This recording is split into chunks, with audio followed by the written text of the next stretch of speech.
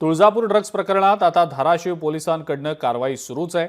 पोलिसांकडून बँक व्यवहार झालेल्या लोकांना आता नोटिसा पाठवण्यात आलेल्या आहेत। आपलंही नाव ड्रग्ज प्रकरणात येईल याची लोकांना भीती वाटतेय। आरोपींनी ऑनलाईन व्यवहार करताना इतरांचे नंबर दिल्याचं आता समोर येतंय। पुजारांनी सुद्धा या व्यवहाराची माहिती आता दिल्याची माहिती मिळतेय।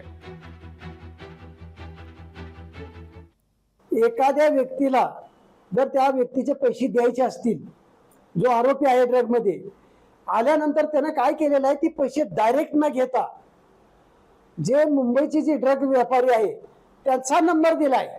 त्याच्यामुळे काही काही लोक अशा पद्धतीने अडकलेले आहेत। म्हणजे कसं की माझे 50,000 रुपये जर तुम्हाला द्यायचे असतील तर मी काय केलं, असं डायरेक्ट न घेता मी त्यांचा नंबर दिला आणि सांगितलं की या नंबरवर टाक।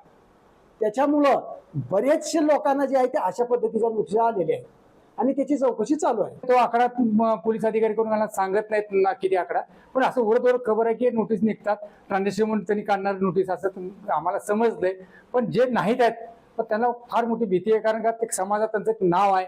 कुठं तर त्या नोटिसीमुळे त्यांना भीती सुटलेली आहे की आपलं नाव आलं तर कसं होईल, कारण तो एकदाच भलेही तो अधिकारी बाबा काही नाही ह्याच्यातून सोडून देईल, पण कलम फार मोठा लागेल म्हणून ह्या भीतीपोटी लोक भीतीच्या क्षेत्राखाली आहेत।